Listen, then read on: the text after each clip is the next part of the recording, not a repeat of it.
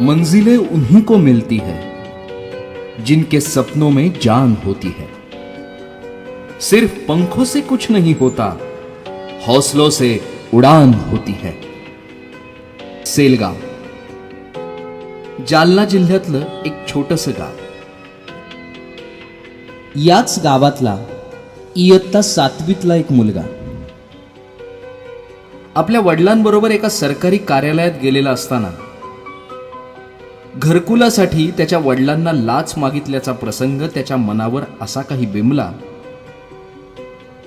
की त्या प्रसंगानंतर त्यांनी मनातनं एकच जिद्द बाळगली, ती म्हणजे एक मोठा अधिकारी व्हायचं, आणि तेही सरकारी अधिकारी होऊन यासारख्या वाईट गोष्टींचा नायनाट करायचा.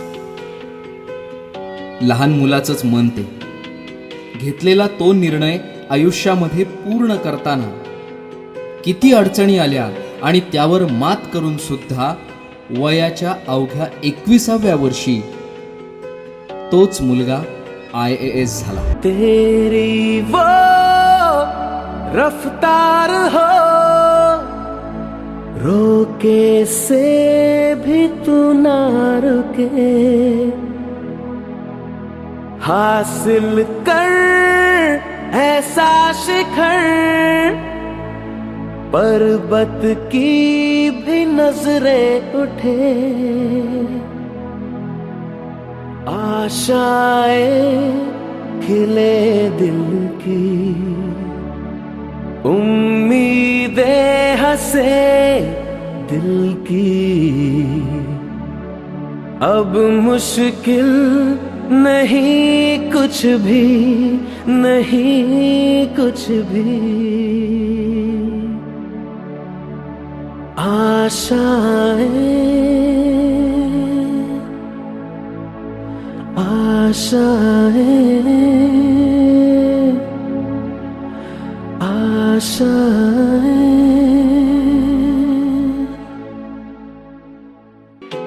हाच अन्सार शेख आज देशपातळीवर एक कौतुकाचा विषय ठरला आहे. अहमद शेख आणि अमजद बी यांचा अन्सार हा 3 नंबरचा मुलगा. वडील रिक्षा चालक, जन्म झोपडपट्टीतला.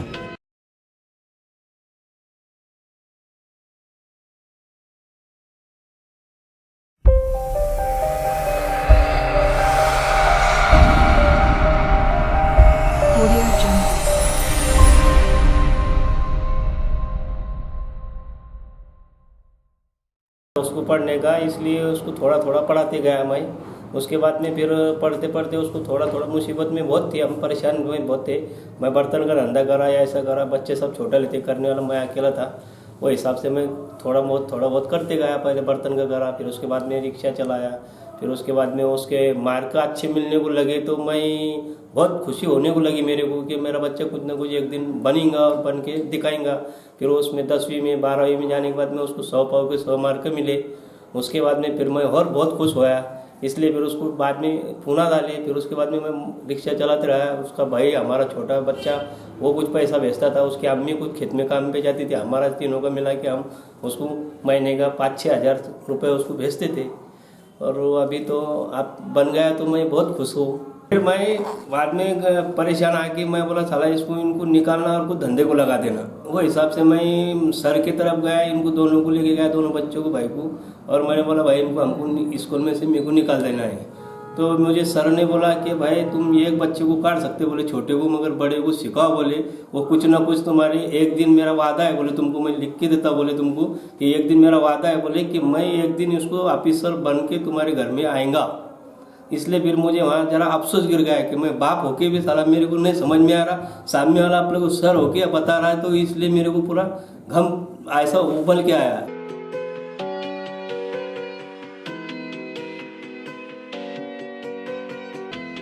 घरची परिस्थिती आर्थिकदृष्ट्या तर इतकी बेताची की कधी कधी सकाळी जेवलो तर संध्याकाळी काय खायचं हा प्रश्न असायचा. कौटुंबिक परिस्थिती सुद्धा अतिशय भीषण. कित्येकदा त्याचे अनेक ओरखडे अन्सारच्या बालमनावर उमटले. पण या सगळ्यांच्या मागे कुठेतरी खोलवर लहानपणी घेतलेली ती जिद्द, तो विश्वास कायम होता. अभ्यासात गती होतीच. सुरुवातीचं शिक्षण शेलगावच्या जिल्हा परिषद शाळेत झालं. नंतर जालना येथील बद्रीनाथ महाविद्यालयात 12वी पर्यंतचं शिक्षण झालं आणि तिथून थेट फर्ग्युसन महाविद्यालय पुणे. पण हा प्रवास सुद्धा इतका सहज नव्हता. आपल्या भावाला शिकता यावं यासाठी लहान भावानं अनीसनं इयत्ता 6वीतच शिक्षण सोडून दिलं आणि जे काही पैसे मिळतील ते या अन्सारच्या शिक्षणासाठी देण्याचं ठरवलं. पण त्याच वेळेला अन्सारनं आपल्या मोठ्या भावाकडून एक वचन घेतलं होतं. अनीस भाई, ज्या दिवशी मला नोकरी लागेल त्या दिवशी काम करणं बंद. आणि हे वचन या दोन्ही भावांनी मनापासून पाळलं.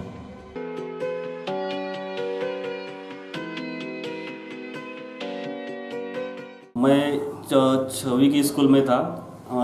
हमारा भाई बहुत होशियार था, तो हमारे घर की गरीबी वजह से हम दोनों भाई नहीं पढ़ सकते थे, तो इसलिए मुझे मेरे स्कूल में से नाम निकालना पड़ा और फिर मैं अपने मामा की तरफ चले गया काम के लिए.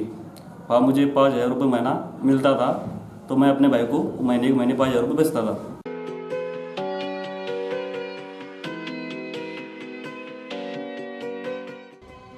स्वप्न सत्यात उतरवण्यासाठी अन्सारनं पुणं गाठलं खरं, पण तिथे पुन्हा एकदा समोर आल्या असंख्य अडचणी आणि अडथळे. आधीच घरची परिस्थिती बिकट, त्यात पुण्यामध्ये जागा मिळवण्यासाठी अन्सारला शुभम व्हावं लागलं. पण या सगळ्या काळात त्याच्या मित्रांनी त्याला खूप सहकार्य केलं. लहानपणापासून मनावर उमटलेले असंख्य ओरखडे हे कुठेही मनात नकारात्मक भावना न ठेवता सकारात्मकतेत बदलण्याचा अन्सारला जणू काही आता छंदच जडला होता. ध्येयाकडे वाटचाल सुरू झाली होती. हे सगळं बदलायचंय हा एकमेव उद्देश मनात अगदी स्वच्छ होता. पुण्याच्या युनिक अकॅडमीत प्रवेश मिळाला. तुकाराम जाधव सरांसारखे मार्गदर्शक मिळाले. रोज 12 ते 13 तासांचा खडतर अभ्यास सुरू झाला. पुण्याच्या फर्ग्युसन महाविद्यालयात पहिल्या वर्षाला प्रवेश घेतल्यानंतर लक्षात असं आलं की आपल्याला अभ्यासाला वेळच पुरत नाही. मग दुसऱ्या आणि तिसऱ्या वर्षी महाविद्यालयात न जाण्याचाच निर्णय झाला. अर्थात परीक्षेपुरता महाविद्यालयात अन्सार जात होताच, पण इतर वेळेत मात्र पूर्णपणे तयारी सुरू होती IASची. आणि या सगळ्या प्रयत्नांना फळ मिळाले. अगदी पहिल्याच प्रयत्नात देशातून 361वा क्रमांक मिळवत शेख अन्सार वयाच्या 21व्या वर्षी महाराष्ट्रातला सगळ्यात कमी वयाचा IAS बनला. महाराष्ट्रासाठी आणि त्याच्या मराठवाड्यासाठी ही फार मोठी उपलब्धी होती. काहीही अशक्य नाही हा शब्दच मुळी मी ते शक्य करू शकतो असं म्हणून जातो. आपला मुलगा कलेक्टर झाला, आपला भाऊ मोठा अधिकारी झालाय हे कळताच त्या मातेच्या आणि बहिणीच्या डोळ्यात उमटलेला आनंद हेच माझं सगळ्यात मोठं गिफ्ट आहे असं अन्सार आजही म्हणतो. ते यामुळेच. अन्सारकडे जर आज आपण पाहिलं तर आपल्याला दिसतो एक प्रचंड सकारात्मक ऊर्जा असलेला एक तरुण, आणि त्याच्या तोंडी हे शब्दही शोभतात. मुश्किलों से भाग जाना आसान होता है, हर पहलू जिंदगी का एक नया इम्तिहान होता है, डरने वालों को कुछ नहीं मिलता जिंदगी में, लड़ने वालों के कदमों में जहां होता है. अन्सार शेख सारखी प्रचंड ऊर्जा घेऊन पुढे येणाऱ्या प्रत्येक तरुणाला आणि या समाजातल्या प्रत्येक घटकाला आमचं शतशः नमन. शब्दांकन प्रसाद बेडेकर. धन्यवाद.